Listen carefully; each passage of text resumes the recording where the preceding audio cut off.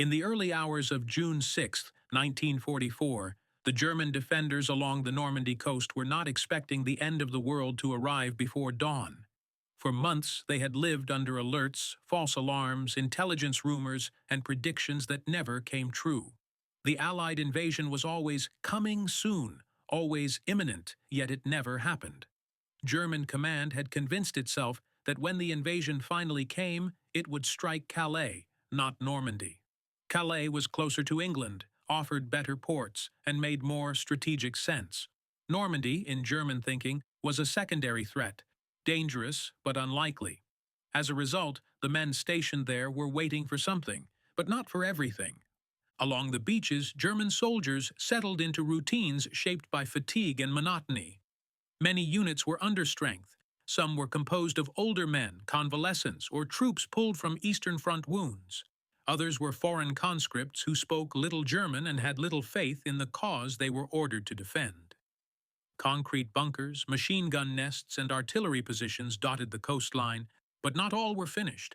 Supplies were uneven. Ammunition was stored carefully, fuel was rationed, and movement was restricted by Allied air superiority. German soldiers knew one thing with certainty. If the invasion came, it would come under overwhelming fire. What they did not know was how quickly everything would unravel once it began. Shortly after midnight, the first signs appeared, not on the beaches, but inland. Reports came in of parachutes in the darkness, isolated shots, confused telephone calls from outposts that went silent moments later. German officers struggled to piece together what was happening. Some assumed it was a raid. Others suspected deception. The German command system was rigid, dependent on authorization from above, and slow to adapt without clear confirmation. As the hours passed, uncertainty spread faster than orders. Was this the invasion? Or another feint meant to draw forces away from Calais? No one along the Normandy coast had the authority to decide. Then, just before dawn, the horizon changed. German soldiers manning bunkers along Omaha, Utah, Gold, Juno, and Sword beaches watched as the sea filled with shapes. At first they looked unreal, dark silhouettes against a gray sky, stretching farther than the eye could follow. Landing craft, transports, warships, hundreds, then thousands. Naval guns began to fire, and the earth itself seemed to break apart. Concrete shook, sand erupted, communications lines snapped. Positions that had been carefully prepared for years were shattered in minutes. Some bunkers survived the bombardment, others were buried, sealed, or obliterated. Inside those that remained, German soldiers waited in stunned silence, unsure whether to fire, pray, or simply endure. For the men on the ground, D-Day did not begin as a heroic stand or a clear battle. It began as confusion. Orders contradicted each other. Some units were told to hold at all costs. Others were told to wait for reinforcements that never came. German artillery units tried to fire through smoke and dust, often without clear targets. Machine gunners waited until landing craft were close enough to see faces. Many had never fought an amphibious assault before. Training manuals offered guidance, but nothing could prepare them for the scale unfolding in front of them. As the first Allied soldiers hit the beaches, German defenders realized something was terribly wrong. This was not a diversion. This was not a raid. This was not something that could be stopped by local resistance alone. The invasion was real, and it was happening everywhere at once. The German defensive system, designed to delay and bleed an enemy until mobile reserves could counterattack, now depended on decisions being made far away, decisions that would come too slowly. From the German perspective, D-Day did not feel like a single moment of collapse. It felt like the beginning of a long, grinding realization that the war they had prepared for was not the war that had arrived. As daylight spread across the Normandy coastline, German defenders began to understand the most dangerous weakness in their position. Nothing moved without permission. The Atlantic Wall had been designed to delay an invasion, not defeat it outright. Its success depended on rapid counterattacks by armored reserves positioned inland. But those reserves were not under local command. They answered directly to higher headquarters, and ultimately to Hitler himself. For the officers and men fighting on the beaches, this meant that survival hinged on decisions being made hours away by people who could not see what was happening. Throughout the morning of June 6th, German field commanders sent urgent reports up the chain of command. Messages described overwhelming naval fire, airborne landings behind the lines, and enemy troops establishing beachheads faster than expected. Some reports were incomplete, others contradictory, many delayed by broken communications. Telephone lines had been cut by bombing. Radio traffic was jammed or overwhelmed. Messengers were killed or never arrived. What reached higher command was fragmented, and fragmentation bred hesitation. Was this the main invasion, or still a diversion meant to draw forces away from Calais? That question paralyzed decision-making at the worst possible moment. German soldiers on the ground felt this paralysis immediately. At Omaha Beach, defenders who had survived the bombardment inflicted heavy casualties on the first waves of American troops. Machine guns fired until barrels overheated. Ammunition was consumed faster than planned. Yet even as the killing intensified, German units noticed something unsettling. The attackers did not retreat. They reorganized. More men arrived. Naval gunfire adjusted with terrifying accuracy. Positions that had held for hours were suddenly neutralized by direct hits from offshore warships. What had been isolated strongpoints became targets surrounded on all sides. Inland, German units attempting to move toward the coast found roads blocked by airborne troops, destroyed bridges, and constant Allied air attacks. Movement by day was almost suicidal. Vehicles were abandoned, fuel burned uselessly, columns scattered. Some units never reached the front at all. Others arrived piecemeal, too late to mount a coordinated response. German doctrine relied on concentrated counterattacks, but concentration was impossible under Allied air dominance. Every delay multiplied the enemy's advantage. Perhaps the most devastating realization for German defenders was that no second line truly existed. Once a bunker or trench was bypassed, it became irrelevant. Allied forces did not need to eliminate every position. They simply flowed around resistance, isolating defenders who were ordered to hold ground that no longer mattered. German soldiers found themselves fighting battles that had already moved past them. Some continued firing out of discipline or duty. Others withdrew on their own initiative, breaking orders simply to stay alive. Command cohesion began to fracture at the lowest levels. Meanwhile, rumors spread among the ranks. Some said panzer divisions were already moving. Others claimed they had been stopped by Hitler's refusal to release them. Many soldiers did not know what to believe. What they did know was that the invasion was not slowing. By midday, Allied troops were pushing inland from multiple beaches. Artillery that had survived the morning bombardment was running low on ammunition. Medical stations were overwhelmed, casualties mounted, and evacuation was nearly impossible. The sense of isolation deepened. Normandy no longer felt like a defensive sector. It felt like a trap. From the German perspective, D-Day was not defined by a single catastrophic failure, but by a series of missed moments, minutes and hours, where action might have changed the shape of the battle. Those moments slipped away while orders were debated, permissions delayed, and assumptions clung to long past their usefulness. On the ground, soldiers fought with determination and, in many cases, skill. But determination without coordination could not stop an invasion built on overwhelming force. As the sun climbed higher over Normandy, German defenders began to understand a hard truth. Even if they fought perfectly, the outcome no longer depended on them alone. The battle for the beaches was becoming a battle against time, and time was running out. By the afternoon of June 6th, the German command structure in Normandy was still trying to impose order on a situation that had already escaped it. Maps were updated, arrows drawn, positions marked and erased again as reports came in late or not at all. From headquarters farther inland, the invasion still looked fragmented, dangerous, but perhaps containable. From the front, it felt overwhelming. German officers closest to the fighting understood that the Allies were not probing. They were committing fully, everywhere at once. The scale alone made the idea of pushing them back into the sea increasingly unrealistic. One of the most critical failures from the German perspective was the delayed deployment of armored units. Panzer divisions existed, but they were held back by rigid command rules and fear of Allied deception. Some commanders still believed Normandy might be a diversion, with the real invasion yet to come at Calais. That belief froze action.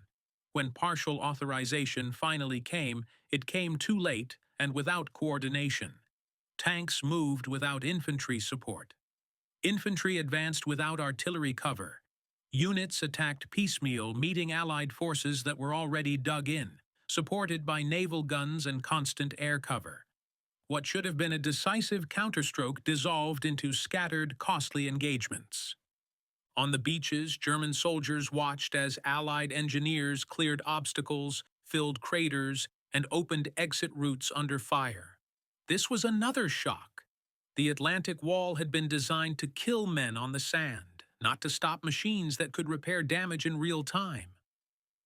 As beach exits opened, Allied armor began moving inland. What had been a narrow strip of chaos turned into a widening front. German strongpoints that had inflicted heavy losses in the morning now found themselves bypassed, isolated, and attacked from directions they had never been designed to face. Some fought until they ran out of ammunition. Others surrendered when resistance became meaningless. Inland fighting became increasingly chaotic. German units attempting to regroup found themselves cut off by airborne troops who controlled crossroads and villages. These paratroopers were often scattered themselves, but their presence created confusion far beyond their numbers. German officers reported fighting enemies who seemed to appear everywhere and nowhere at once. Orders to eliminate airborne pockets consumed precious time and manpower, further weakening the coastal defense. The German army had prepared for a frontal assault. Instead, it faced a three-dimensional battlefield, sea, air, and land, collapsing into one. Morale among German troops began to fracture unevenly. Some soldiers fought with grim resolve, convinced they were holding the line for the Reich itself. Others began to sense that the situation was beyond recovery. The constant naval bombardment, the unchallenged Allied air presence, and the steady arrival of fresh enemy units created a psychological weight that training could not counter. For many, the realization was quiet but devastating. This was not a battle that could be won by courage alone. As evening approached, German commanders could no longer pretend they were controlling events.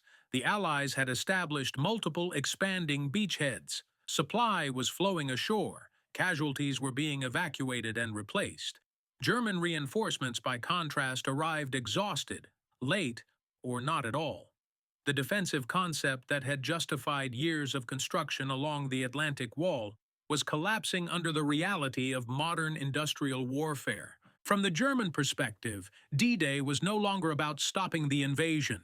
It was about limiting the damage, preserving units, and buying time for a war that was now clearly moving onto German-held soil.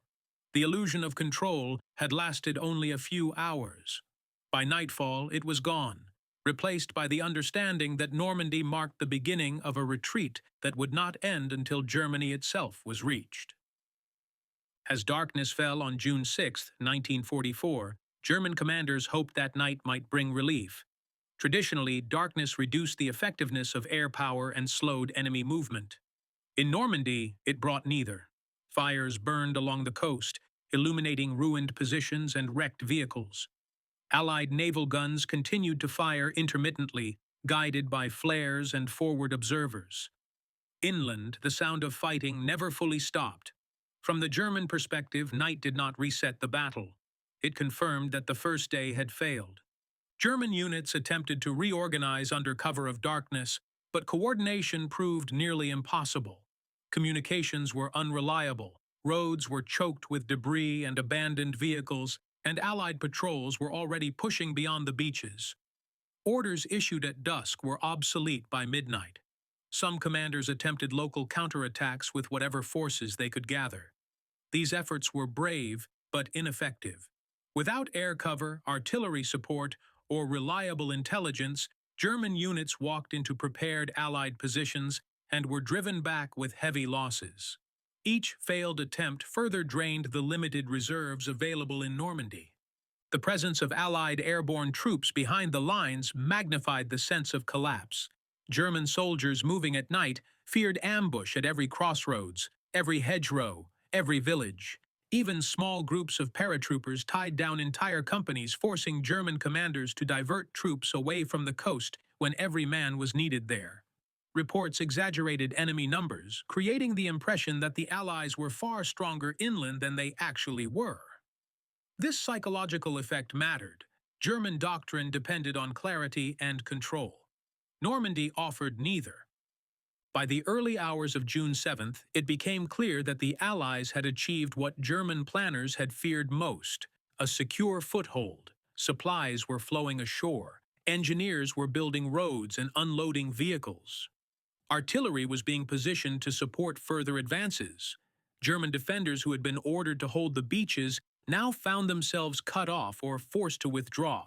The Atlantic Wall, which had taken years to construct, had been breached in a single day. Not everywhere, but in enough places to make it irrelevant. Among German officers, the language of reports changed again. Where earlier messages spoke of containment and counterattack, now they spoke of delay and withdrawal. The goal was no longer to throw the Allies back into the sea, but to slow their advance long enough to assemble a coherent defensive line farther inland. This was an admission that many did not voice openly, but all understood. Normandy was lost as a defensive position. What remained was damage control. For the German soldiers who survived the first night, D-Day left a lasting impression.